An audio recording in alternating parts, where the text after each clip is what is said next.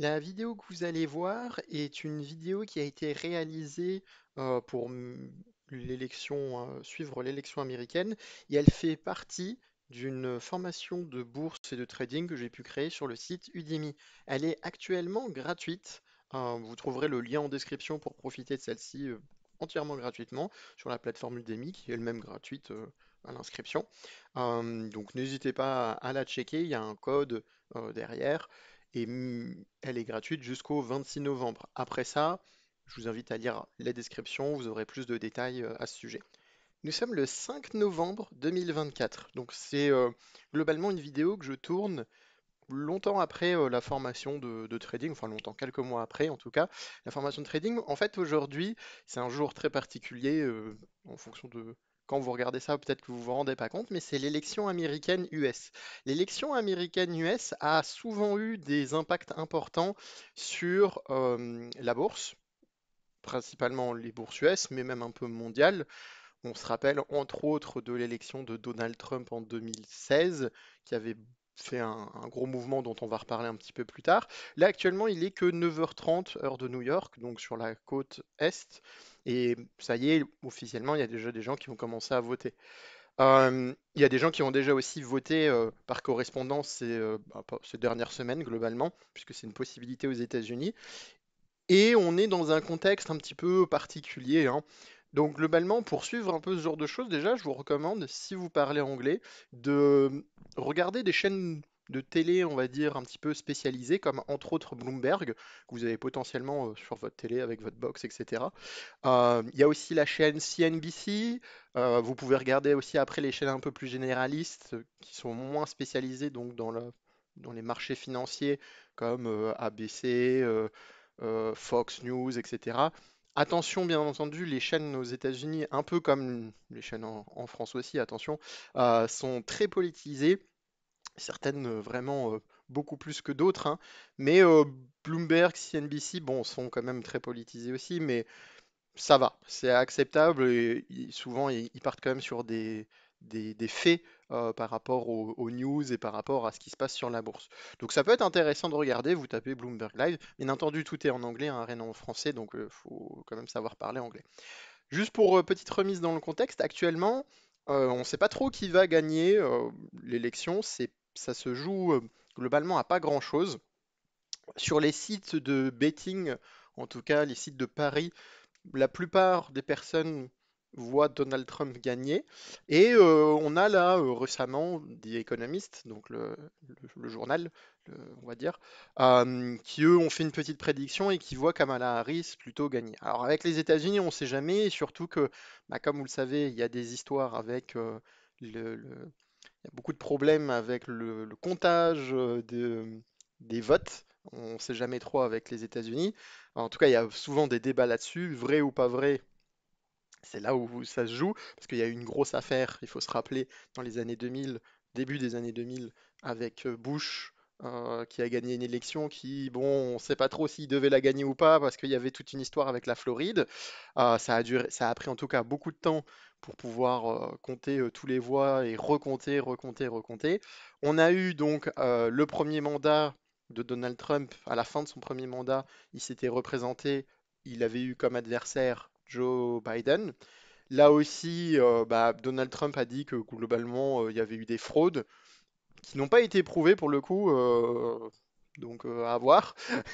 Et ça a mené à une genre de tentative de coup d'État plus ou moins le 6 janvier, l'affaire du 6 janvier. Bon, c'était pas non plus le plus gros coup d'État, mais aux États-Unis, c'était la première fois qu'ils ont eu quelque chose comme ça, de cette ampleur un peu bizarre, de gens qui reconnaissent pas le vote à ce moment-là. Il y avait déjà eu des histoires avec des gens qui reconnaissaient pas certains votes, hein, même avec les mandats de Barack Obama. On se rappelle un petit peu, je sais plus si c'est Caroline du Sud ou Caroline du Nord, honnêtement, mais je me rappelle qu'il y avait plus ou moins un État qui était presque à la limite de faire sécession. Ça, c'était pas trop mal fini de toute façon, et bon, voilà. Moi personnellement, je saurais pas vous dire qui a gagné, mais j'ai l'impression que ça va être un peu plus Kamala Harris. Pourquoi? Parce que il faut se souvenir que à la base c'était Donald Trump, encore une fois, contre Joe Biden, une deuxième fois, et Joe Biden par souci de santé, soi-disant, parce que je pense que ça va plus loin que ça, c'est plus un mouvement politique qui fait que, a décidé de pas continuer la campagne et c'est sa vice-présidente, Kamala Harris, qui s'est présentée. Moi, je pense pas que c'est pour des histoires de santé, même s'il y a beaucoup d'histoires autour du fait qu'il vieillit mal, Joe Biden, qu'il a des problèmes, etc., on se demande s'il n'est pas un peu sénile. C'est vrai qu'il y a des choses comme ça, mais étonnamment, je pense que il s'est pas présenté pour ces raisons-là, mais plus pour des raisons politiques, avec tout le contexte global qu'il y a, avec l'Ukraine, avec ce qui se passe au Moyen-Orient entre Israël et la Palestine. Ils ont perdu beaucoup de votes démocrates à cause de ça. Et je pense qu'ils se sont dit, bah, quitte à tenter le tout pour le tout, autant envoyer quelqu'un un peu à la dernière minute, Kamala Harris, qui du coup a eu moins le temps de se préparer que Donald Trump, euh, et d'essayer de regagner des votes plus ou moins démocrates en essayant de mettre un peu sous le tapis ce qui se passe au Moyen-Orient. Parce que les jeunes démocrates qui normalement votent, bah, étaient très sensibles sur ce qui se passe sur le Moyen-Orient et sur le fait que les États-Unis aident beaucoup Israël ou pas. Donc du coup, à mon avis, c'est plus un peu dans cette lignée-là qu'ils se sont dit, bon bah, quitte à tenter le tout pour le tout, bah, autant envoyer une nouvelle figure. Même si c'est pas une nouvelle figure, puisqu'on la connaît en tant que vice-présidente depuis pas mal de temps maintenant. Mais bon, les vice-présidentes américains ou vice-présidents américains, c'est pas comme les premiers ministres français, ça a quand même une autre dimension. Donc on sait pas trop, et en tout cas, la prédiction même de The Economist, elle donne donc Kamala Harris gagnante, mais c'est pas non plus un écart dingue, hein, c'est pas, on n'est pas sûr, quoi, hein. Donc, affaire à suivre. On va se retrouver sur les graphiques et on va essayer de suivre tout au long de cette soirée, parce que ça va durer longtemps, pour voir si les marchés bougent beaucoup. Et on va revoir un petit peu ce qui s'était passé aussi en 2016. On se retrouve sur la plateforme Pro Altem pour regarder un petit peu plus les graphiques et je voulais vous reparler en fait de cette élection de 2016 qui avait fait beaucoup de bruit parce que c'était donc Donald Trump contre Hillary Clinton, le premier mandat donc de Donald Trump.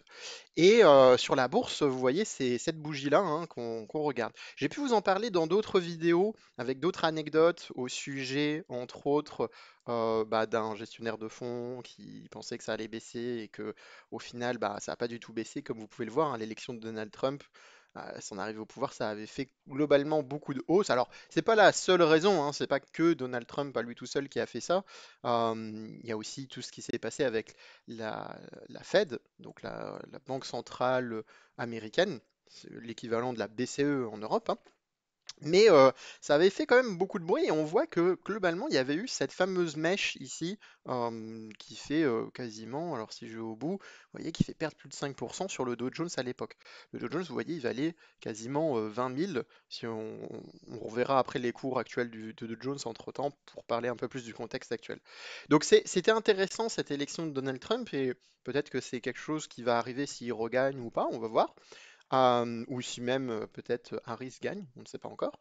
Ce qui s'est passé, c'est que globalement, cette baisse que vous voyez là, c'était dans la nuit. Dans la nuit, en fait, globalement, les Américains et les bourses avaient réagi de manière très pragmatique, si on peut dire. En gros, ils se sont dit, bon bah, Donald Trump est au pouvoir. Est-ce que c'est bien, est-ce que c'est pas bien? Nous, on s'en fiche, on est là pour gagner de l'argent à la fin de la journée. Globalement, ils ont regardé son programme et ils ont compris qu'il était très différent des deux mandats précédents de Barack Obama, qui lui avait mis beaucoup l'accent sur tout ce qui était la santé, l'industrie quand même de la défense. Bon, ça reste une thématique globale américaine. Il s'était dit, bon, bah, en fait, on va sortir de nos positions d'actions qui sont favorisées par les mandats de Barack Obama et on va acheter des actions qui vont être favorisées par le programme de Donald Trump. Donc du coup, pendant une partie de la nuit, il faut voir que la bougie, vous voyez, elle devait être vachement rouge, hein. Il faut s'imaginer que là, c'était un grand carré rouge hein, sur cette zone, donc toute cette zone-là. Il faut imaginer que c'était une grosse bougie rouge et qu'après, ça s'est inversé au fur et à mesure et que c'est fini en hausse et que après, ça n'a pas arrêté de monter à la hausse. Euh, donc, ça a choqué pas mal de gens. C'était une rotation sectorielle, hein. On a changé de secteur, par exemple, on a quitté la santé pour aller plus dans des choses industrielles, puisque pendant le premier mandat de Donald Trump, c'est ce qu'il voulait mettre en place. Est-ce qu'il a réussi ou pas? on va dire que c'est un peu mitigé maintenant qu'on a un peu plus de recul sur le fait qu'il a réussi ou pas à faire ce qu'il voulait. Mais ça, c'est une autre histoire, c'est beaucoup plus complexe que ça. Mais dans l'idée, bah, c'était ce qui s'était passé. Et en gros, bah, les élections US, c'est un moment où il y a potentiellement beaucoup de volatilité. C'est pour ça que je vous montrais cette bougie-là. Ça veut dire qu'il y a aussi beaucoup d'opportunités de trade potentiellement, avec les risques qui vont avec. La volatilité, forcément, ça peut amener à des gros risques. Bon, maintenant parlons un petit peu du contexte actuel, hein. Si on regarde, on voit que bon, l'élection de Donald Trump, ça arrive sur cette zone-là. En gros, hein, sur le Dow Jones, ça arrive dans cette zone-là. Et après, bah, il y avait eu tout son mandat, il y a eu la période Covid qu'on a connue ici en 2020, et ensuite on a re-eu des hausses. Donc globalement, les indices américains, même s'il y a eu plusieurs ralentissements par-ci par-là sur la saison aussi 2022, allez presque jusqu'à 2023, on n'avait pas battu en tout cas les records depuis un certain temps. euh, Bah, on est quand même sur des plus hauts historiques, et ça, pas que sur le Dow Jones. On peut aller voir les autres indices qu'on va surveiller un petit peu au fur et à mesure de la nuit et de la matinée. Donc, on peut regarder aussi le Nasdaq, pareil. Alors, le Nasdaq, on constate aussi qu'il y avait eu une baisse un peu plus importante avant. Pourquoi? Euh, Parce que, en gros, en 2022, si vous vous souvenez pas, c'est l'époque où il y a eu beaucoup de layoffs, beaucoup de licenciements économiques des grosses boîtes comme Facebook, Apple, etc. Microsoft, ils ont viré pas mal de gens à ce moment-là. Il y a eu plusieurs étapes, hein, ça arrive en plusieurs temps. Mais encore une fois, bah, malgré ça, on est plus ou moins sur les plus hauts historiques, hein. On en a un ici à 21 000 points. Euh, on peut aller voir aussi, donc on a regardé le Dow Jones, on a regardé le Nasdaq, on peut regarder le S&P 500, pareil aussi, des niveaux historiques, encore une fois, très hauts. Donc, à voir. Les autres actifs que vous pouvez regarder qui peuvent être intéressants à ce moment-là, c'est bien entendu les paires de devises. Alors les paires de devises, c'est un peu plus complexe que simplement l'élection présidentielle, puisque il y a aussi la Fed qui joue beaucoup, il y a la BCE qui joue beaucoup aussi sur la partie euro. Donc c'est un petit peu plus complexe, mais ça peut être le coup de regarder parce que si Donald Trump gagne, on sait que dans son précédent mandat, il y avait eu des grosses frictions avec la Fed, parce qu'il voulait pousser une certaine économie. La Fed avait pas trop envie et avait d'autres objectifs. Bon, au final, ils se sont bien, plus ou moins bien entendus, même s'il y a eu beaucoup de mots échangés un peu durs, en tout cas plus du côté de Donald Trump, parce qu'on le connaît, hein. C'est surtout lui qui parle. Plus qu'il ne fait des choses, mais en tout cas voilà. Et aussi potentiellement, ça peut être intéressant de regarder toutes les paires en fait de devises USD contre d'autres devises, hein, comme le yen, le GBP, l'euro, bon, bien entendu, là on l'a vu, le MXN qui est la devise mexicaine, ce genre de choses, ça peut être intéressant parce qu'il peut y avoir bah, potentiellement des gros mouvements qui vont arriver dans la nuit, plus ou moins avec l'élection. Il faut pas oublier qu'il y a après tout un contexte aussi commercial, hein, dont j'ai pas trop parlé avant, avec la Chine, puisqu'on sait que Donald Trump, pendant son mandat, c'était le gros sujet, c'était les problèmes de commerce avec la Chine et des gros conflits du jour au lendemain. En fait, il y avait des tweets qui partaient, qui faisaient des variations sur la bourse énormes. On se rendait compte parfois des mois plus tard que l'information qui nous avait été donnée était fausse, que les Chinois, ils étaient au courant de rien, qu'en fait, c'est plus les Américains qui disaient des choses qui n'étaient pas vraies. Après, c'était l'inverse. Enfin, on était dans ce genre de contexte un petit peu particulier. Là, on est dans un nouveau contexte avec la guerre en Ukraine, la Russie qui a envahi l'Ukraine, euh, avec le Moyen-Orient, le conflit, on va dire, israélo-palestinien. Alors, c'est pas nouveau, mais en ce moment, si vous vous souvenez pas, en fonction de quand vous regardez cette vidéo, bah, c'est un peu tendu. Et donc, du coup, forcément, qui rentre en compte dans cette histoire? C'est l'Iran. On sait que Donald Trump aussi, il a des problèmes avec l'Iran. Bon, tout le monde a des problèmes avec l'Iran, mais, mais ça, c'est une autre histoire. Mais que ce soit Biden, Trump ou Harris, ils ont tous des problèmes avec l'Iran. Euh, mais bon, ça joue quand même beaucoup. Ça pose des questions. Il y a aussi une crainte actuellement, c'est que, en fait, ce qui s'est passé le 6 janvier, c'est-à-dire à un moment donné le Congrès qui s'était fait américain, qui s'était fait envahir par une foule de manifestants, euh, bah, en fait, on a peur enfin, certains ont peur que ça se reproduise si justement Donald Trump perd. Bon, moi, mon avis sur la question, c'est que, en tout cas actuellement, après peut-être que je me trompe et autre, hein, c'est comme ça, c'est aussi parfois il faut un peu essayer de voir, c'est qu'on ne sait pas. C'est que clairement on ne sait pas trop où ça va aller. Donc peut-être qu'il va rien se passer. Moi j'ai plus tendance à partir du principe qu'il va rien se passer. Il y a des gens qui seront pas contents s'ils perdent. Bon bah oui, peut-être qu'il y aura des manifestations, c'est possible. Peut-être qu'il y aura des problèmes, c'est possible. Mais j'ai pas l'impression que ça va être trop grave. Je peux me tromper, bien entendu. Ça se trouve, vous regarderez la vidéo avec 6 mois plus tard et vous direz, ah bah c'est dommage, Benjamin, il y a eu la guerre civile. Mais bon, j'essaye d'être plus ou moins optimiste là-dessus. Alors, c'est pas que j'essaye d'être optimiste, c'est juste que personnellement, j'ai eu un petit peu de mal à y croire, mais on sait jamais, hein, ça peut arriver. Donc là, pour le moment, on est dans l'attente. On voit quand même sur le S&P quelque chose que j'ai trouvé intéressant. Alors, je vais baisser le nombre de bougies, comme ça on verra un peu mieux. C'est cette bougie-là du jeudi 31 octobre. Je pense qu'elle est importante parce que on est sur des contrats futurs qui devraient, je sais plus trop les échéances. Là, on est sur le full 12-24, pardon, c'est écrit. Donc on est sur le décembre. Et cette bougie rouge-là, selon moi, elle a un petit peu de sens. C'est des personnes qui ont décidé d'alléger leur position et pas de le faire le vendredi. Donc, qu'est-ce que j'entends par alléger des positions? De potentiellement sortir un petit peu des trades, d'être un petit peu plus liquide et d'attendre de voir si ça va monter, si ça va baisser. Et vous voyez que les autres bougies là, les trois dernières là, bon bah c'est plus ou moins une ligne droite hein, si on regarde, hein. Donc maintenant, à voir si sur du 5 minutes ou autre, en fonction, bah là la bourse est bien ouverte, bah, on va commencer à avoir des résultats, des annonces de choses comme ça, et au fur et à mesure, bah, peut-être des gros mouvements à suivre intéressants. Là, ça commence déjà fort, hein, il est que 15h59, donc il est 10h aux États-Unis. D'ailleurs, il y a eu une petite news un peu marrante, il y a un endroit où on a déjà eu les résultats. C'est le New Hampshire ou je ne sais quoi. Enfin, c'est quelque chose, c'est très petit. Il y a 6 voteurs, il y a 6 personnes qui peuvent voter dans cet endroit-là, et ça a fait 3-3. Donc, affaire à suivre. On se retrouve bah, dans quelques instants, en fonction, peut-être plusieurs heures se seront passées. Je vais attendre de voir un petit peu tout ce qui se passe, et puis on verra bah, s'il y a du mouvement ou pas, hein, parce qu'encore une fois, c'est possible que potentiellement les acteurs financiers ont déjà pris leur position, donc tout est déjà incorporé dans les prix, et au final, bah, il n'y a pas de mouvement très ample qui va arriver, quoi. Alors, il y a surtout un modèle à comprendre sur les élections américaines, c'est que sur les 51 États, enfin les 50 États qu'il y a aux États-Unis, il y en a quelques-uns qui vont être vraiment primordiaux. C'est ceux que vous voyez là actuellement en violet. En fait, c'est les États, les swing states. Donc ceux-là, on ne sait pas trop ce qui va se passer, mais globalement, c'est ceux qui vont avoir beaucoup d'importance. Donc le Nevada, l'Arizona, pardon, la Caroline du Nord, la Géorgie, le Wisconsin, le Michigan et la Pennsylvanie.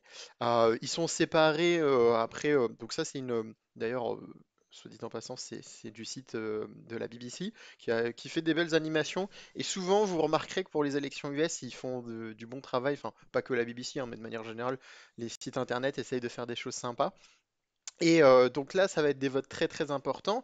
Et je vous parlais que potentiellement bah, de trader les élections US, c'est un peu compliqué, que en plus on ne sait pas, ça peut prendre du temps pour savoir quand ça arrive. Mais pour bien vous rendre compte, donc le New York Times, mais aussi Le Monde, ils ont bien précisé les heures auxquelles on commence seulement plus ou moins à compter. Et on voit que là, on parle de 6 p.m. Eastern Time. Donc ça correspond déjà quasiment à minuit, 1 heure du matin chez nous, quoi. Et c'est que le début. Et donc du coup, les États qui sont très intéressants qu'on vient de voir, si je remonte un peu sur la carte, bah, en fait, on voit que par exemple le Nevada et l'Arizona, c'est pas avant un petit bout de temps, hein. Le Nevada, l'Arizona, c'est là. Le Monde, ils ont fait une carte aussi sur les horaires. Donc on voit que même à 1 heure, 2 heures, 3 heures, allez, 5 heures du matin, là, on a quasiment tout. En tout cas, les bureaux qui sont fermés et qui comptent. Et seulement à 6 heures, bah, on finit avec l'Alaska, quoi. Donc, si vous voulez les trader, chose que j'ai pas précisé avant, sachez que vous êtes parti pour une nuit blanche. Potentiellement, vous êtes parti pour pas dormir du tout, quoi. Ou alors dormez avant, mais faites attention. Moi, je vais essayer de suivre tout ça bah, pour faire une vidéo qui, je pense, sera un petit peu intéressante. Mais voilà, au moins vous êtes prévenus. On se retrouve beaucoup plus tard par rapport la petite coupure que j'ai pu faire. Il est bientôt minuit heure française, comme vous pouvez le voir en bas à droite de mon écran. Et donc les votes commencent à bien, enfin bientôt les votes vont être comptés. Techniquement ils ne le sont pas encore. D'ailleurs j'en profite. puisque je vous parlais des différentes chaînes, c'est toujours intéressant, je trouve, parce que comme cette élection est beaucoup suivie, elle a quand même beaucoup d'importance, même à l'international, et en plus, surtout nous, ce qui nous concerne sur la bourse. Sur la chaîne Fox 26, donc Fox News, hein, mais une sous-division, on va dire, entre guillemets, une antenne plutôt, on va dire, de Fox News qui est à Houston. Ils nous ont montré, là récemment, enfin ça tourne hein, parce que c'est une chaîne de news, le bureau de vote, comment ça se passe, etc. et toutes les complexités qu'il va y avoir et surtout les grosses tensions qu'il y a actuellement. On a vu Donald Trump voter il y a quelques heures de ça. Je crois qu'on n'a pas vu Kamala Harris voter, mais on l'a vu en train de faire un genre de center call pour pousser les gens à voter. Et elle a eu quelqu'un au téléphone qui lui a dit que elle voterait pour. La personne lui a dit qu'elle voterait pour elle. Est-ce que c'est vrai, c'est pas vrai, on ne sait pas, mais en tout cas, ça a été bien filmé. Euh, Globalement, ça commence à se mettre en place. Et en fait, pourquoi je voulais vous parler déjà maintenant, même si on n'a pas, on est loin encore hein, d'avoir les résultats. On aura les résultats potentiellement que dans quelques heures encore. Et il faut savoir, bah, comme j'en ai parlé normalement au début de la vidéo, si je me souviens bien, ça peut prendre même plusieurs jours carrément à être confirmé. Normalement, vers 5-6 heures du matin, ça devrait être quand même plus ou moins fixé, mais on ne sait pas trop. On a déjà même Trump qui commence à dire qu'il y a eu de la fraude alors qu'on n'a aucun résultat pour le moment, donc c'est déjà un peu le bordel. Il y a eu plusieurs alertes à la bombe aussi qui ont été faites. Tout de suite, le FBI et les autorités locales, qui étaient d'ailleurs plutôt républicaines, ont tout de suite appelé à dire que c'était faux, que c'était des fausses informations et ils ont tout de suite pointé du doigt la Russie et potentiellement aussi l'Iran qui essaie de faire un peu de foutre le bordel, on va dire. Donc c'est intéressant à suivre, hein. Moi, je vous encourage vraiment à le faire quand ça vous arrivera, si vous êtes intéressé à la bourse, c'est un moment intéressant. Et je voulais vous parler parce qu'en fait, on arrive à la fameuse pause, enfin, on sait déjà depuis un moment la fameuse pause sur les marchés, puisque sur les futurs américains, il y a quand même une pause hein, entre 22 heures, enfin 23 heures et minuit, etc. Il y a une pause à un moment donné. On y est, et c'est pour vous parler de la session avant.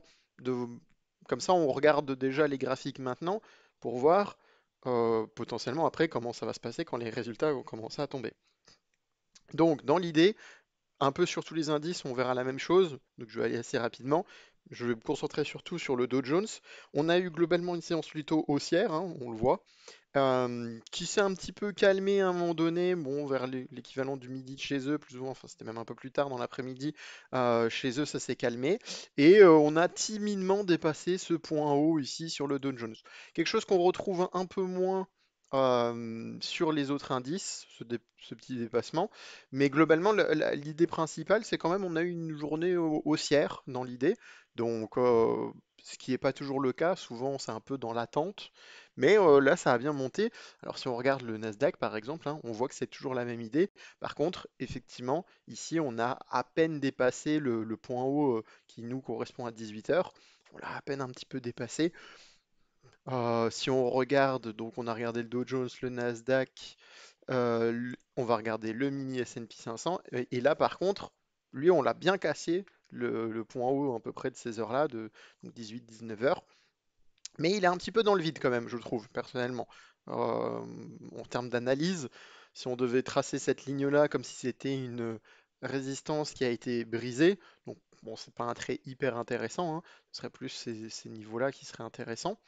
Et ces niveaux-là aussi, hein, on voit que ça a touché plusieurs fois sans passer en dessous. Globalement, bon, il y a pas eu de nouveaux contacts, donc ça, c'est un niveau qu'on pourrait refranchir. Par contre, si les cours venaient à faire des choses comme ça, hop, comme ça c'est super intéressant parce que ça voudrait dire que cette ligne-là, en noir, c'est une résistance qui devient un support, donc un changement de polarité super intéressant. Bon, c'est de la prévision plus que prévision, ça sert à rien, hein, honnêtement. Euh, on va attendre de voir.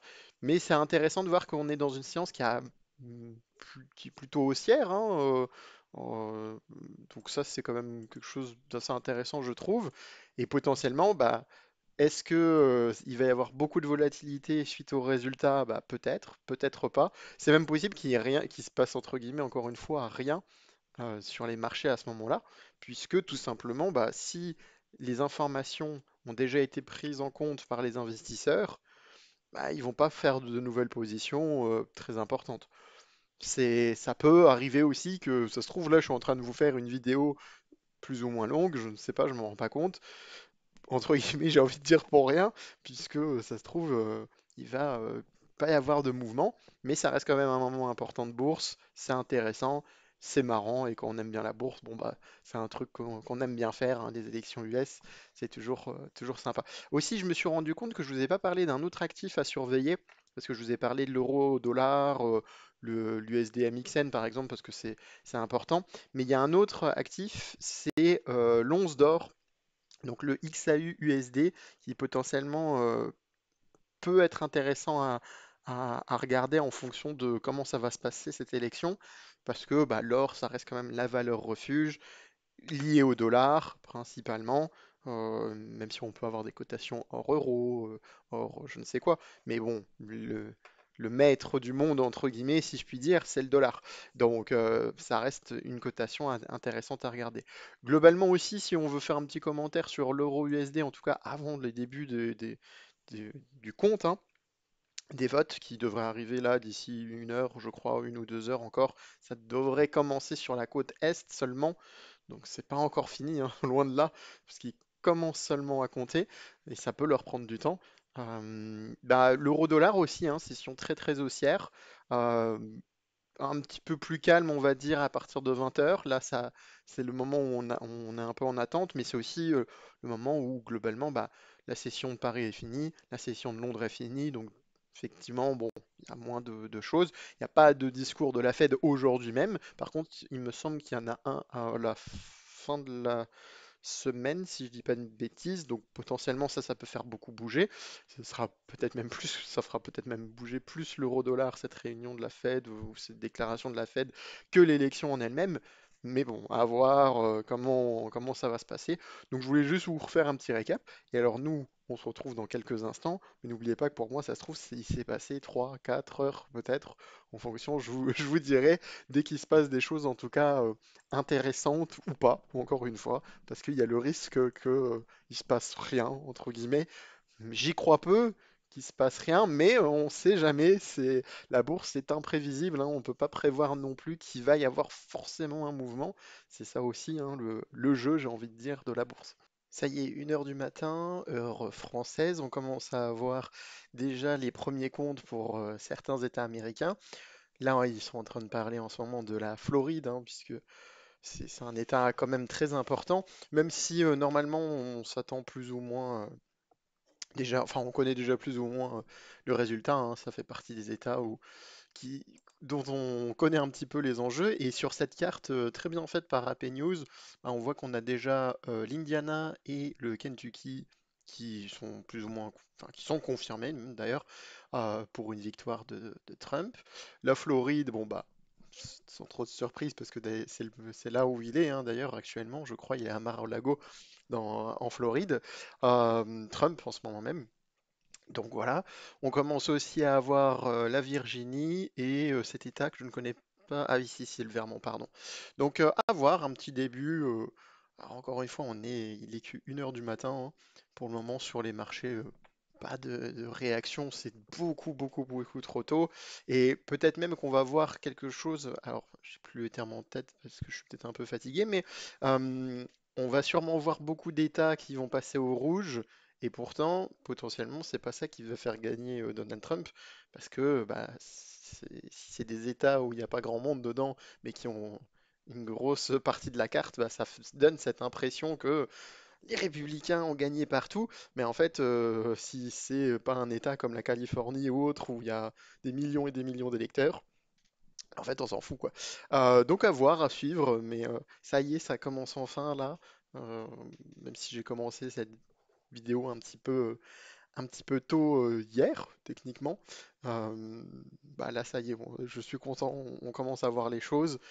Sur les marchés, pour le moment, ça reste tranquille, mais à voir, à surveiller. Presque 3 heures du matin, je vous ai le dernier petit extrait de vidéo. Je pense que c'était il y a un peu plus d'1 heure maintenant. Je me souviens plus très bien, mais en tout cas, il s'est passé pas mal de choses. Donc je me suis dit, Allez, on recorde de nouveau. La carte s'est un petit peu plus illuminée en rouge et en bleu. Tout n'est pas fini de compter, mais petit rappel, hein, il y a des États qui sont très importants, les swing states. On a la Géorgie et on a aussi la Caroline du Nord, entre autres. Et justement, Géorgie ici, c'est pas fini, mais c'est assez serré. 1 569 000 contre 1 256 000, alors qu'on est à un petit peu plus de 50% des votes qui ont été comptés, donc c'est pas terminé, on ne sait pas encore. On a aussi donc North Carolina, la Caroline du Nord, pardon, là aussi très serré, mais parce qu'on n'a que 20% des votes qui ont été comptabilisés jusqu'à présent. Donc ça peut encore pas mal bouger, mais bon, il y a des États, hein, vous voyez, qui sont rouge-rouge, bleu-bleu. Ça y est, pour le moment, c'est déjà compté. Tout à l'heure, j'ai pas pu vous montrer parce que j'ai pas filmé à ce moment-là, mais le Texas, à un moment donné, était bleu. Bon, globalement, on a plus ou moins tous. Enfin, je crois que le Texas, par définition, sera rouge quoi qu'il arrive, hein. Mais globalement, c'était marrant de voir que ça a commencé en bleu et dès qu'on a commencé à compter de plus en plus de votes, bon, bah, c'est bien devenu rouge. C'est pour ça que c'est toujours un peu compliqué ces élections. Il faut bien attendre que tout soit compté et ça peut prendre du temps. Ça peut prendre même plusieurs jours quand il y a des problèmes ou quand on veut vérifier, quand on veut recompter, quand parfois un des deux candidats, et ça peut être surprenant lequel des deux, bah, essaye de porter plainte, de dire: Eh, attendez, vous êtes sûr, il faut recompter, etc. Ce qui prolonge encore plus l'attente et la confirmation. Mais en tout cas, il s'est passé des choses sur la bourse, des choses très intéressantes depuis que je vous ai quitté. On se retrouve donc sur le Dow Jones. La dernière fois, on s'était quitté, à peu près, on était sur cette zone-là. Et vous voyez, ça a bien monté entre-temps, hein. Pour vous donner un ordre d'idée, donc il y a eu une grosse impulsion à un moment donné là. Donc on va dire à partir d'ici, donc à partir d'1 heure jusqu'à aller 1 h 30, donc en une demi-heure, demi-heure, pardon, on a gagné 253 points. Ce qui, pour vous donner un peu un ordre d'idée quand même, là si on prend ce qui s'est passé, alors l'après-midi chez nous, mais donc la matinée aux États-Unis, en 3 heures, 3h20, 3h30, on a gagné 434 points. Donc c'est-à-dire qu'en gros, là, en une demi-heure, on a fait quasiment, même un peu plus, de 50% du mouvement qu'on avait fait en journée, en plein milieu de la journée, donc le moment où c'est le plus actif, parce que là, il faut bien se rendre compte, c'est pas non plus hyper actif. Normalement, la nuit, bon là, c'est un peu l'exception, on pourra regarder après. Mais en gros, en une demi-heure, on a fait plus de la moitié de ce qu'on avait fait déjà dans une journée. C'est beau. Et moi, je trouve ça super intéressant. Et si vous trouvez ça super intéressant, bah ça y est, hein, je peux vous le dire, hein, la bourse, c'est fait pour vous. Vous êtes fait vous êtes dedans pour les 10, 20 prochaines années. Je trouve que c'est super intéressant parce que au-delà de l'aspect politique, parce qu'il y a un aspect très politique, même si vous avez par exemple un candidat que vous préférez un peu plus, parce que vous pouvez aussi un peu vous projeter, hein, c'est normal, de vous dire bah moi je préfère Trump, moi je préfère Harris, etc. Moi je vais pas le cacher, hein, je pense que vous avez compris qu'il y a un des deux candidats que je peux absolument pas supporter. Je vous laisse deviner lequel, mais je pense que c'est pas très difficile à deviner. Moi personnellement je pense que c'est Kamala Harris qui peut encore gagner l'élection, parce que c'est clairement pas fini. Surtout que c'est un peu justement parce que ce serait un peu entre guillemets inattendu par la plupart des personnes. Je pense que c'est un peu sous-estimé. Et aussi parce que, comme je vous ai expliqué au tout début, il me semble cet après-midi, bah, je pense qu'elle a beaucoup plus de chances que Joe Biden. Joe Biden, lui, pour moi, il se serait pris une raclée monumentale, ça aurait été catastrophique. Là, comme c'est Kamala Harris, je suis pas sûr. Et je pense plus qu'elle a des chances. Mais je peux me tromper. Mais c'est ça qui est beau, je trouve, dans la bourse, c'est que à la fin, on s'en fout. C'est-à-dire que peu importe ce que vous pensez, l'important c'est ce que le marché fait et si vous avez réussi à le suivre, que vous ayez plus des penchants d'un côté ou de l'autre, ou que vous avez des prévisions, on s'en fout. Ça fait d'ailleurs partie d'une anecdote, si vous ne l'avez pas déjà vu dans la formation, par rapport à un gestionnaire de fonds sur ce qui s'était passé en 2016, entre autres, avec l'élection de Donald Trump, super intéressante. On s'en fout d'avoir raison ou d'avoir tort à la fin de la journée, c'est est-ce qu'on a fait de l'argent? Et là, il y avait de l'argent à prendre, hein, concrètement. Si vous avez regardé les vidéos sur l'analyse technique, on avait parlé, je vais effacer ça, on avait parlé entre autres, cette ligne que j'avais tracée, hein, il y a presque 2 heures, euh, ici, d'une résistance qui devient support, ça on en a parlé dans le cours d'analyse technique, dans la partie en tout cas analyse technique, c'est quelque chose de très important. Potentiellement, si vous aviez essayé de trader un peu ça, vous auriez pu le prendre aussi ici sur une cassure d'une petite résistance. Alors, elle est très faible cette résistance, donc c'est vrai que normalement, on la déclare pas avec un point, mais deux points, hein, comme on avait pu dire. Mais on avait dit aussi que potentiellement, quand c'est des niveaux plus hauts, bah, c'est un peu compliqué et c'est moins important, mais ça peut être un petit repère. Donc ça veut dire que potentiellement, c'est plus risqué, entre guillemets. Et là, on voit que même si vous l'aviez pris à ce niveau-là, c'est top. C'est-à-dire que même si vous n'aviez pas pris sur le changement de la résistance qui devient un support, bah, même si vous le prenez plus haut, ça fait un trade avec 100, 200 points. Et après, si vous vous posez la question, pourquoi d'un coup ça s'arrête, c'est pas que uniquement avec les news qui tombent, hein, sur cette zone-là, je parle. C'est aussi parce que tout simplement ici, il y a des gens qui prennent leurs bénéfices. Parce que concrètement, on a gagné plus de 250 points en une demi-heure. Bon, bah clairement, il y en a, ils sont sortis de position, ils ont fait leur nuit, hein, quasiment. Donc c'est super intéressant. Et alors, on va regarder les autres actifs, parce qu'il s'est passé des choses aussi sur les autres actifs. Si on regarde déjà les indices américains, on peut constater que moi j'ai tout de suite mis par défaut, vous avez vu le Dow Jones, même si je vous ai dit que bah, les autres indices allaient faire plus ou moins les mêmes choses, bah, on voit que le Nasdaq, lui, réagit pas du tout de la même manière, hein. Beaucoup plus calme. Et c'est normal, c'est parce que l'essence même du Nasdaq, c'est un indice sur les valeurs technologiques. Donc, c'est pas pareil. Et par contre, à contrario, le S&P 500, beaucoup plus proche de ce que fait le Dow Jones pour le coup. Pas exactement pareil, pas exactement avec la même amplitude et les mêmes angles, parce que déjà, c'est pas les mêmes valeurs, que ça soit du point, si vous regardez les futurs, parce que là, à chaque fois, je vous montre les futurs, c'est pas les mêmes valeurs du point, donc c'est pas le nombre, la même chose, hein. Là, on a parlé de 200 points. Là, concrètement, si on mesure, on parle de une trentaine de points. Mais c'est quand même beaucoup, hein, sur le S&P. Encore une fois, hein, si on compare par rapport à la hausse qu'on avait eue dans la journée, bah, en fait, on a fait. Alors, je prends peut-être un petit peu bas là, j'exagère. Vous voyez, allez, on va dire une soixantaine de points en 4 heures, encore une fois, enfin en 3 heures et demie. Et là, en une demi-heure, on en a fait une trentaine. Donc ça veut dire quoi? Ça veut dire qu'il y a eu beaucoup de mouvements, qu'il y a eu un petit peu de volatilité. Mais là où c'est très intéressant, je vous avais parlé des devises, et si on regarde le cours de l'euro-dollar, alors là, vous voyez, énorme mouvement. Euh, En gros, là, je ne me rappelle plus parce que j'ai regardé tout à l'heure, mais ça a dû rebaisser encore un petit peu. On parle d'un mouvement baissier de 100 pips en à peu près 2 heures. Un peu moins, pardon, de 2 heures, 1 heure. Alors, est-ce que c'est 1h50? Alors, attendez, il était 1 heure, et là, il était 2h05. Ouais, donc 1h05, pardon. Donc, en 1h05, 100 pips, c'est beaucoup, c'est un beau mouvement, c'est très très beau. Là, encore une fois, si vous avez regardé les vidéos sur l'analyse technique, là, il y a un niveau, encore une fois, assez faible, parce que c'est un seul niveau, donc c'est pas non plus celui où vous mettez, vous pariez votre maison, mais c'est un niveau qui existe. Pareil, vous auriez pu aller chercher des niveaux plus loin, donc ça aurait été plus bas, ça veut dire que vos opportunités de gain auraient été moindres, hein. Vous n'auriez pas fait 100 pips, loin de là, vous auriez fait beaucoup moins, même si, mais surtout qu'en plus, il faut voir où vous clôturez votre trade, ça c'est une autre histoire. Mais en tout cas, en termes de points d'entrée, encore une fois, on voit que l'analyse technique, c'est quand même pas mal. Euh, Après, la question, c'est qu'est-ce qu'on fait après? Parce qu'effectivement, quel niveau on va chercher? Parce que là, en 5 minutes, je vois rien, je vois pas d'autres niveaux. Donc, ça veut dire qu'il faut remonter, hein, pour petit rappel, sur des unités de temps plus longues, pour essayer de voir un peu où on peut s'arrêter. Il y a quand même ici quelque chose de très intéressant dont on avait parlé aussi, il me semble, dans les vidéos d'analyse technique. Enfin, j'en suis quasiment sûr, c'est les gaps.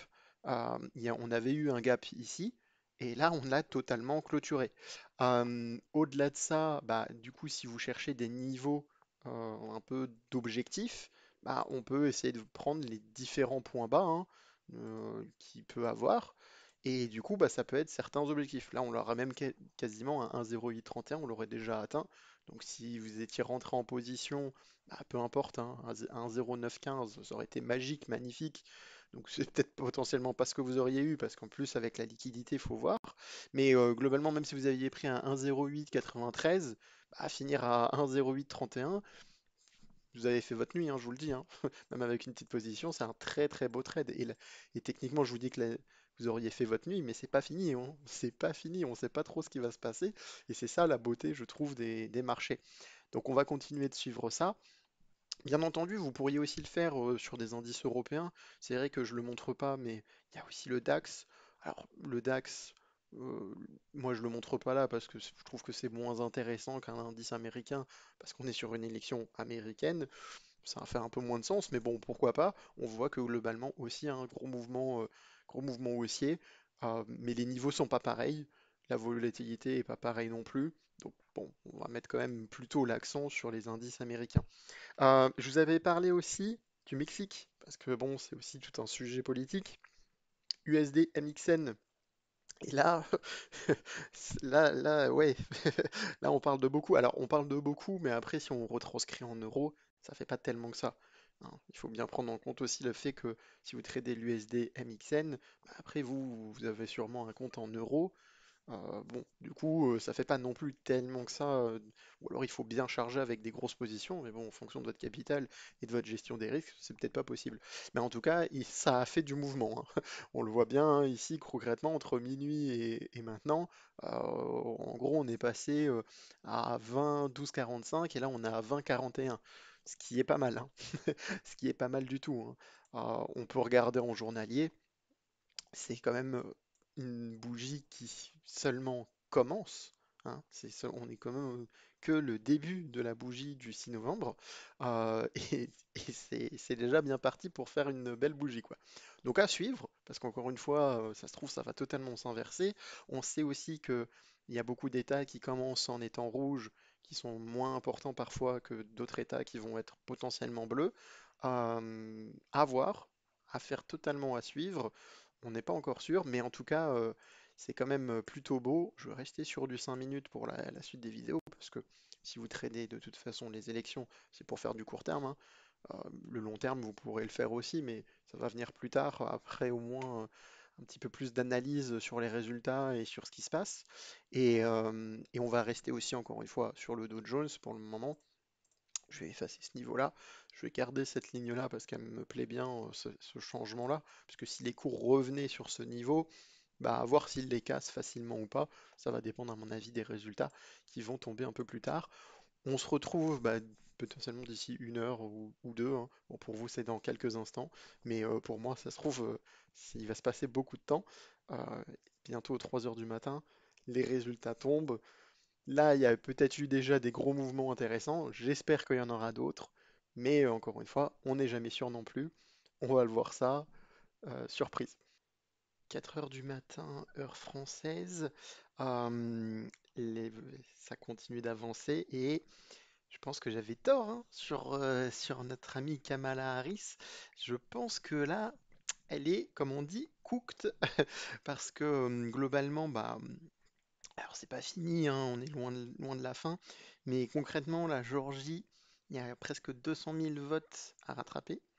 La Caroline du Nord, allez, 150 000 votes à rattraper. Le Wisconsin, on commence seulement à compter, on a 41% des votes comptés, ça reste très très très serré. Pareil pour l'Arizona, là on parle de genre 40 votes. À 40 votes près, Trump est devant, et on n'a compté que 34%. Mais si Kamala Harris perd la Géorgie et la Caroline du Nord, je vous rappelle qu'on nous a bien prévenu que c'était des États très importants pour l'élection. Et à ce moment-là, bah, concrètement, c'est perdu pour elle, je pense, hein, parce que même si elle récupère la Californie et peut-être aller le Wisconsin, ça suffira pas à lui faire gagner l'élection. Et les marchés financiers adorent ça, parce que là, les graphiques que je vais vous montrer, je vous le dis, hein, ils sont magnifiques, hein. Peu importe que Trump ou Kamala gagne, franchement, ce qu'on voit sur les graphiques, c'est beau, hein. J'adore. J'aimerais qu'on voit ça plus souvent. Je propose qu'on fasse des élections américaines tous les ans. On appellera ça le Trading Day. Et comme ça, tout le monde est content. Parce que là, ce que je vais vous montrer, c'est magnifique. Rappelez-vous, on s'est laissé à peu près sur cette zone-là. Je ne sais pas si vous verrez mon curseur, mais sur cette zone-là. Et depuis, vous avez vu l'impulsion qu'il y a eu. Là, on parle de, sur le Dow Jones, hein, on parle de 340 points et ça c'est très très beau. Alors si vous le tradiez bien entendu, vous prenez pas le point bas et vous ne clôturez pas à ce point-là haut là, hein. Faut être réaliste dans la vie, hein. Personne ne fait des trades comme ça. Mais globalement, même si vous étiez dit bah tiens je vais prendre cette résistance-là que j'ai mis en pointillé en gris ici à 42 693 à peu près, hein, si vous étiez dit, bah, ce niveau-là, je le surveille, si on le casse, je le prends, même si vous preniez le haut de cette bougie-là et que vous vous mettez, pareil, vous savez pas trop où vous arrêter, parce que c'est toujours ça la question, même si vous avez un point d'entrée, où est-ce qu'on sort? Même si vous vous dites, bah, je prends juste un petit take profit à 50, 60, 70 points, parce qu'il y a pas mal de volatilité, il y a pas mal de mouvements, bah, ça vous fait quand même 70 points de gagné. Et là, même si on prenait le point de cette bougie, actuellement, ça fait un trade à 213 points. Ce serait énorme. Alors après, encore une fois, c'est très hypothétique, ça dépend de votre stratégie, ça dépend de comment vous faites, etc. Mais c'est très très beau. Et en plus, ça illustre bien, je vous avouerai, tous toutes les choses que j'ai pu vous présenter sur l'analyse technique, pour le coup. Des cassures de résistance, de support, les supports qui deviennent euh, des résistances, et ainsi de suite, etc. Enfin, des résistances plutôt qui deviennent supports, pardon. Et ça ne s'arrête pas. Globalement, ils sont en train de pricer une victoire de Donald Trump. D'ailleurs, il y a plusieurs instituts qui commencent à dire, bah là, avec les votes qui sont rentrés, il y a plus de chances que ce soit lui que Kamala qui gagne. Et là, on voit que ça ne s'arrête pas, hein. C'est vraiment, c'est un truc, c'est magnifique. Quand on voit des graphiques comme ça, il faut en profiter. Et vous voyez, je suis content parce que je me dis, au moins, je ne suis pas resté éveillé toute la nuit pour rien. Et c'est même pas encore fini, c'est ça qui est beau, c'est ça qui est magnifique. Alors je vous parle du Dow Jones, bien sûr on va regarder les autres. J'ai constaté que sur le Nasdaq, ça y est, il s'est réveillé, alors qu'il avait pris un peu plus de mal que les autres. Là ça y est, je pense qu'ils ont dit c'est parti, banco. Euh, ça bourre, hein. Quand on voit des graphiques comme ça, on a envie de pleurer parce qu'on aimerait les voir tous les jours, des graphiques comme ça. Malheureusement, c'est pas le cas. Ça, c'est une fois tous les 5 ans. Bon, après, il y a d'autres événements, heureusement. Il n'y a pas que l'élection américaine, mais quand même, c'est beau, c'est de l'art. Quand je vois des graphiques comme ça, je pleure. Non, mais le Nasdaq qui se réveille, c'est très bien aussi. Le S&P, bon, bah, qu'est-ce que j'ai à dire sur le S&P? C'est le Dow Jones, hein. Globalement, c'est la même idée. Ce niveau-là a été cassé. Alors, il y a eu une fausse cassure à un moment donné avec cette mèche, hein, d'ailleurs, hein, on peut en parler. Si on avait mis ce niveau-là, on aurait pu se faire avoir par cette mèche-là et perdre de l'argent. C'est pour ça que parfois il vaut mieux attendre les clôtures ou encore, comme on en avait parlé, les retours. Mais là, quand on est dans ce genre d'événement, c'est des choses qu'on apprend avec l'expérience, malheureusement, qui sont très dures, même pour moi, à expliquer. Quand on cherche des événements comme ça, c'est vrai que des retours, donc c'est-à-dire un retour sur un support qui devient résistance, bah on l'a vu sur enfin une résistance qui devient un support, on l'a vu sur le Dow Jones, ça arrivait à un moment donné, hein, mais là c'est pas du tout arrivé parce que c'était la grosse impulsion, c'était parti. Et là ça ne s'arrête plus, hein. Donc, je pense qu'il y a des news qui sont en train de tomber. Hum, on avait parlé bien entendu de l'euro-dollar, et l'euro-dollar, bah, je vous avais dit ici, on prenait 100 pips. Bah, devinez quoi, on est en chemin pour en prendre 100 de plus, hein. C'est pas encore le cas, mais globalement, on est bien parti, hein. Ça y va et ça n'a pas l'air de s'arrêter. Donc franchement, c'est magnifique. Encore une fois, ce niveau, je l'ai mis en gris parce que ça y est, il est cassé. Peut-être on reviendra dessus. Ce sera peut-être un niveau de nouveau intéressant pour la suite, peut-être même pour les prochains jours, hein. Peut-être pas là tout de suite, immédiatement, mais dans les prochaines journées. Si on regarde le 4 heures, on s'était amusé à regarder le 4 heures tout à l'heure pour les niveaux. Vous voyez que j'avais parlé de différents objectifs. Ce niveau-là, ce niveau ici, bah, on les a atteints. Donc si vous aviez pris un trade relativement tôt et que vous sortez sur des objectifs de support de niveau d'unité de temps supérieur, bah là, encore une fois, vous êtes fait votre soirée, hein.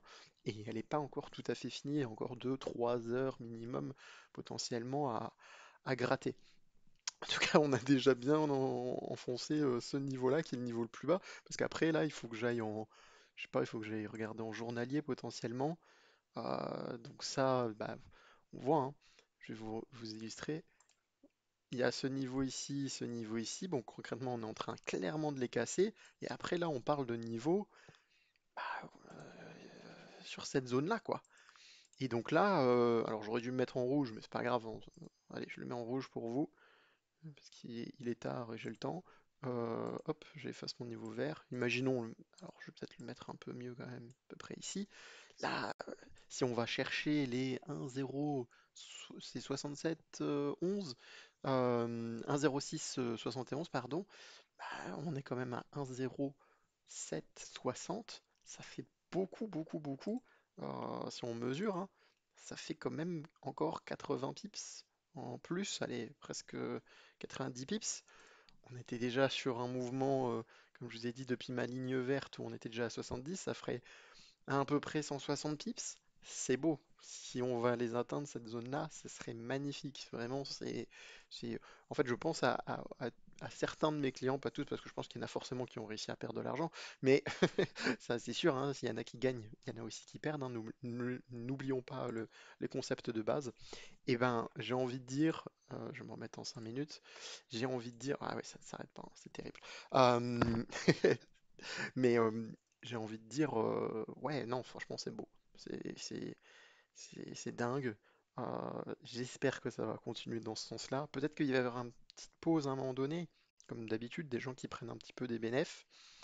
Je pense qu'il faudra suivre aussi la situation dans les jours prochains. Je ne sais pas si je ferai des vidéos dessus, mais en tout cas, j'imagine que ce sera à suivre, un peu l'aftermath de tout ça.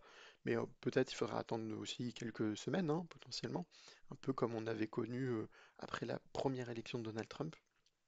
Mais concrètement, ils sont contents que Trump est en train de leader la chose. Et du coup, il y a des beaux trades à faire. Et ça montre encore une fois que bah, on peut se tromper sur nos prévisions. L'important, c'est surtout de suivre ce que dit le marché, pas ce que vous pensez. Parce que vous voyez, moi, j'étais clairement dans le tort, hein. Je pensais que Kamala allait beaucoup plus lead l'élection parce que elle remplaçait Joe Biden. Au final, pas du tout. J'ai l'impression qu'elle va se faire écraser. Encore une fois, tout n'est pas compté, il peut y avoir des retournements de situation, mais disons que vu que plus le temps passe, moins j'y crois au retournement de situation personnellement, et je pense que la Géorgie et la Caroline du Nord, ça va être très très très très très serré, mais ça a l'air de se diriger clairement vers Trump, donc du coup là, ce serait la big win pour lui, même avec la Californie qui serait totalement bleue. Encore, on sait jamais, hein, ça se trouve, elle sera totalement rouge. Mais bon, je pense qu'elle sera quand même bleue. Un peu comme le Texas qui est tout le temps rouge. C'est c'est un peu toujours la même chose. Mais là, ouais, là, ça a l'air d'être la big win pour lui. Et en tout cas, les marchés financiers, ils adorent ça. Ils nous offrent des graphiques magnifiques. Je vous retrouve peut-être d'ici 1 heure, 2 heures. Je ne sais pas, en tout cas, quand il y aura encore plus de choses qui se passent. On se retrouve pas très longtemps après. Vous voyez, j'ai pas trop bougé. Ma, Ma flèche que j'avais pu dessiner, il y a une petite correction là, mais rien de bien inquiétant, hein. C'est simplement bah, sûrement beaucoup de gens qui prennent des profits vu les hausses qu'on a connues. Il n'y a pas eu un gros changement, même si je pense encore une fois que globalement c'est terminé, hein, pour Kamala. Mais en fait, je me suis rendu compte, j'ai fait une petite bêtise, puisque il y avait une vidéo que je n'avais pas rajoutée dans la formation sur une anecdote importante dont je voulais vous parler, et j'en ai fait mention en fait plusieurs fois là dans cette vidéo. Donc je me dis, bah en fait, autant réunir les deux puisque ça a pour sujet en plus un petit peu Donald Trump. En fait, en gros, je vais vous parler d'un événement qui s'est passé en 2016. En 2016, j'étais encore jeune, mais surtout en 2016, globalement, alors il faut que je charge beaucoup plus d'unités, le temps passe vite. J'ai eu l'occasion de travailler dans une société de gestion, d'asset management. En fait, en gros, leur objectif, eux, c'était de gérer de l'argent, plus particulièrement l'argent de, de- d'une société d'assurance, entre autres, mais ils avaient aussi d'autres investisseurs, bien entendu. L'objectif d'une société d'asset management, c'est donc de prendre plein d'argent, faire des investissements. Ces investissements, ils les divisent en parts, de la même manière qu'un ETF, et à partir de là, bah, les gens, en tout cas, essayent d'en acheter pour bénéficier de tout ça. La société, elle, elle gagne de l'argent parce qu'il y a des frais de gestion, et bah, du coup, elle doit performer pour essayer d'attirer le plus de monde possible, pour gagner le plus de frais de gestion possible. C'est ça un peu le jeu. Quand je suis arrivé en 2016, c'était bien avant le Brexit et bien avant l'élection de Donald Trump. Le Brexit, ça doit être... alors, je ne me rappelle plus des dates exactement, mais ça doit être sur cette période-là, hein, quelque chose comme ça. C'était dans l'été en tout cas. Moi, à l'époque, il faut savoir que je ne pensais pas du tout au Brexit. Je n'y croyais pas du tout à l'époque. Je pensais pas du tout que ça allait arriver, et surtout, il s'est passé un événement un petit peu avant l'élection.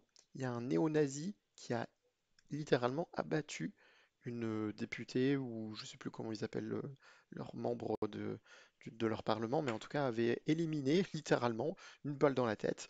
euh, 2 semaines avant le vote, 3 semaines avant le vote, globalement, quelqu'un qui était pour rester dans l'Union européenne. Donc du coup, moi je me suis dit, bah, de toute façon, c'est fini. Et quand j'étais dans cette société-là, je participais aux réunions de gestion. Alors, pas du tout parce que j'étais gestionnaire, hein, je représentais le service commercial pour être tout à fait honnête avec vous, mais on m'invitait là-bas pour faire le topo avec les autres membres de l'équipe, et moi ça me plaisait bien, ça me dérangeait pas. Bien au contraire, c'était même super intéressant. Il y avait ce gérant de fonds qui, quand j'étais arrivé, avait prédit le Brexit. Moi, j'y croyais pas, donc j'étais en mode, ok, bon. Il avait prédit aussi déjà, bien longtemps avant, que Donald Trump allait gagner. Et moi, à l'époque, j'étais pas encore très au fait de qui était Donald Trump. Pour moi, ça restait le mec qui avait fait des choses avec l'UFC, qui avait des casinos, quoi. Et qui avait été dans un film. Je sais plus comment il s'appelle le film, mais vous savez, avec le petit gamin, machin. Voilà, moi j'étais resté là-dessus. Et euh, il y avait aussi une autre chose. À l'époque, il y avait beaucoup de problèmes sur les banques italiennes et il y avait beaucoup de problèmes avec la Chine. Bon, il y a toujours des problèmes avec la Chine de toute façon. Mais il y a toujours aussi des problèmes avec les banques italiennes, vous pourrez me dire. Même aujourd'hui en 2024, quasiment 8 ans plus tard.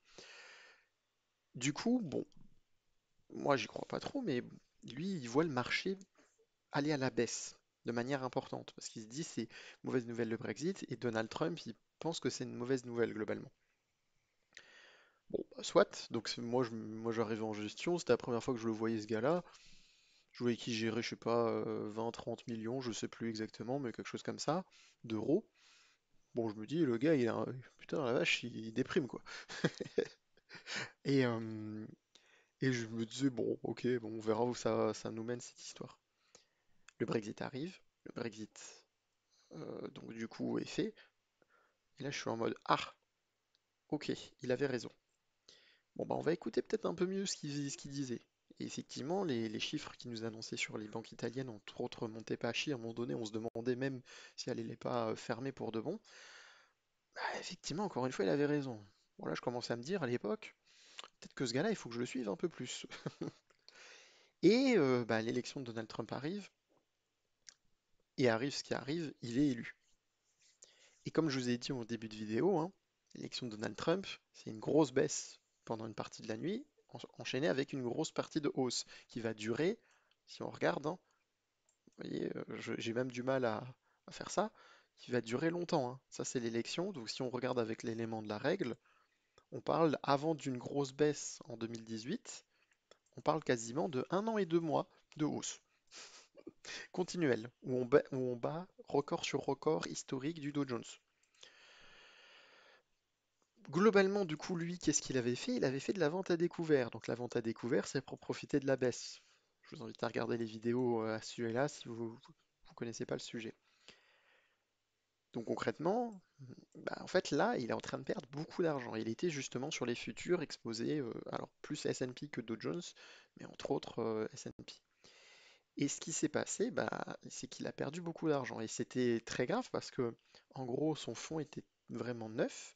Il avait, il avait donc 20 ou 30 millions d'euros en management. Il avait réussi à faire plus ou moins plus 10% depuis qu'il avait ouvert son fonds. Et là, il a tellement cramé son fonds il était en train de faire moins 20%. Forcément, bah, j'ai assisté à une réunion qui pour moi restera historique parce que le big boss de l'époque de la boîte, qui lui-même a d'autres big boss, hein, puisqu'il y a d'autres investisseurs, etc., qui sont les vrais boss, hein, il y a eu cette réunion où lui, c'était quelqu'un de très calme, il parlait pas trop, il était pas trop dans le conflit ou autre. Il a dit, je vais changer les noms, hein, les prénoms, parce qu'au cas où je veux pas avoir de problème. Il a dit, Louis, écoute, moi j'y crois plus à ton fond. Ouf. Je peux vous dire que quand il a dit cette phrase, j'ai perdu toutes mes couleurs. Bon, je savais que ça allait mal se finir, hein, parce que je savais que s'il avait fait moins 20%. Mais globalement, quand il a dit cette phrase, quelqu'un comme lui, qui parlait quasiment jamais et qui était clairement pas trop dans le conflit, machin, etc., un peu japonais si je puis me permettre, euh, je dis ça pas contre les Japonais, hein, je dis ça parce que je connais son histoire personnelle. Euh, euh, je peux vous dire que c'était salé. Et effectivement, le Louis en question, c'est pas son vrai nom, hein. Je l'ai revu. Je l'ai revu pas longtemps après, peut-être 2-3 heures plus tard, il est en train d'imprimer sa lettre de démission. Et c'était dommage, c'était vraiment dommage parce que je pense que ce gars-là, il était vraiment génial, hein, parce qu'il avait réussi à prédire des choses à la virgule près, au-delà du Brexit et au-delà de Donald Trump. Les chiffres de Montepaschi, les chiffres de la Chine, il arrivait à les donner avec une précision dingue que personne n'avait. Je pense que ce gars-là est vraiment génial, hein. Mais il a fait une erreur très très grave, c'est de se dire, en fait, c'est le marché qui a tort, c'est pas moi qui ai eu tort. Un peu l'inverse de ce que j'essaye de dire, ce que j'ai fait là tout au long de cette soirée électorale, parce que moi je pensais que Kamala Harris allait gagner, et là clairement on va vers une victoire même plutôt écrasante de Donald Trump. Bah, en fait, on s'en fout d'avoir raison ou d'avoir tort. C'est pas ça la bourse. C'est ça qui est beau d'ailleurs en bourse. C'est qu'en fait, on s'en fout. L'important, c'est de gagner de l'argent. Et pour gagner de l'argent, il faut suivre le marché. Faut pas essayer de penser que le marché a tort ou a raison. Le marché, il a toujours raison. Vous serez jamais plus gros que le marché. Vous êtes personne face au marché. Vous êtes un petit gars qui a, je sais pas, 5, 6 000 euros, 10 000 euros. Vous avez peut-être même moins, vous avez peut-être même beaucoup plus. Mais même des clients que j'ai pu voir avec 1 million d'euros, ils essayent pas de dire que le marché il a tort, hein. Ou alors s'ils font ça, en général ça finit pas très bien. Et comme pour mon client, ça finit pas, enfin pour mon client, le gérant de fonds de l'époque, ça a pas très bien fini. Mais j'ai aussi vu des clients pour qui ça a pas très bien fini, hein. J'ai aussi vu des gens qui dans cette période-là, parce qu'après j'ai changé de boîte, il faut savoir que globalement de toute façon tout le monde a changé de boîte puisque tout le monde s'est fait virer, puisque les investisseurs principaux de cette société de gestion, ils ont débarqué, ils venaient d'un autre pays, ils ont débarqué. J'étais au cinquième étage, hein. Ils ont fait réunion au deuxième. Je peux vous dire que je les entendais hurler dans la salle, à 3 étages de distance. Je les entendais hurler, mais dire comment c'est possible de perdre autant. C'était énorme. Très bonne anecdote. Mais globalement, après, j'ai changé, j'ai travaillé pour un courtier. Et pendant cette période-là, 2017-2018, j'ai vu des gens shorter le marché alors que le graphique, il ressemblait littéralement à ça. Littéralement, c'est une ligne droite. Là, littéralement, si vous prenez ce point de départ-là, jusqu'à là, c'est quand même plus 30%, c'est 5000 points. Et j'ai vu des gens shorter, shorter, shorter, shorter, cramer des comptes, que redéposer de l'argent pour essayer d'éviter les margin calls et se faire exploser, littéralement, hein. J'ai vu ça aussi, hein, en tant que client, hein, pas en tant que le gérant de fonds. Et au final, c'est que en 2018 qu'ils ont eu raison que le marché a bien baissé. Et encore, bien baissé, c'est que pendant cette période-là. Après, c'est resté stable. Et depuis, bah, en fait, on est reparti sur des niveaux beaucoup, beaucoup plus hauts, hein. Donc, globalement, ces gens-là, ils se sont fait éclater. Parce qu'ils ont essayé d'être contre-tendance. Parce qu'ils ont dit, il y a plein de problèmes sur les marchés, ça va s'effondrer, ça va s'effondrer. Bah, oui, il y a plein de problèmes sur les marchés. Oui, peut-être qu'un jour, ça va s'effondrer et vous aurez raison. Mais le problème, c'est que si vous avez cramé votre compte avant d'avoir eu raison, bah, ça sert à rien. Donc voilà, c'est la petite histoire dont je faisais référence un petit peu plus tôt et que je me suis rendu compte que j'ai oublié de mettre la vidéo dans la formation. Donc je me dis, je la mets là-dedans, ça rajoute un petit peu de contenu. Euh, J'espère en tout cas que vous prenez plaisir à regarder cette vidéo parce que c'est un peu du direct. Moi, je prends beaucoup de plaisir à la faire, honnêtement. Même si là, je parle pas très fort, etc. Parce que bon, il est 5 heures du matin, j'ai pas envie de réveiller toute la baraque. Mais, mais moi, j'ai adoré, et j'ai surtout adoré regarder les marchés. Et même si j'ai eu tort, encore une fois, je m'en fous parce que moi, ce qui est important pour moi, c'est de savoir si j'arrive à suivre les marchés. Et je suis très content de voir que les concepts que j'essaye de vous apprendre, en tout cas en analyse technique, normalement, si vous les aviez suivis là, cette soirée-là, vous aurez servi, quoi. Et ça me dérange même pas de montrer que j'avais tort sur la chose parce que bien au contraire, ça montre que, bah, que je suis honnête dans ma démarche parce que c'est toujours quelque chose de très important, je trouve, dans cette formation. J'ai essayé en tout cas de toujours être honnête là-dessus, je pense. Mais ouais, donc c'était une petite anecdote importante. Encore une fois, on s'en fout à la fin de la journée si vous aviez raison ou tort. Tout le monde en a rien à foutre. Vous avez le droit d'avoir des convictions et de vous tromper. L'important, par contre, et la chose où vous n'avez pas le droit de vous tromper, c'est de gagner ou de perdre de l'argent. Ça, par contre, ça pardonne pas. Ça, c'est pas possible en fait. Bon, on se retrouve un peu plus tard. Je pense que bientôt je vais arrêter ce suivi de nuit électorale parce que bah, ça va bientôt se terminer, hein. Vers 6-7 heures, je pense que ce sera terminé. Il faut que je monte un petit peu la vidéo et que je la charge pour que vous puissiez en profiter. Donc voilà, et peut-être que en fonction, je ferai une vidéo après pour la suite des événements, voir s'il n'y a pas un aftermath, il y a pas des événements après, de voir un peu comment les marchés ont réagi peut-être les jours qui suivent, les semaines qui suivent, ce genre de choses. Ça pourrait être intéressant, je pense, dans la formation, de mettre un petit module là-dessus.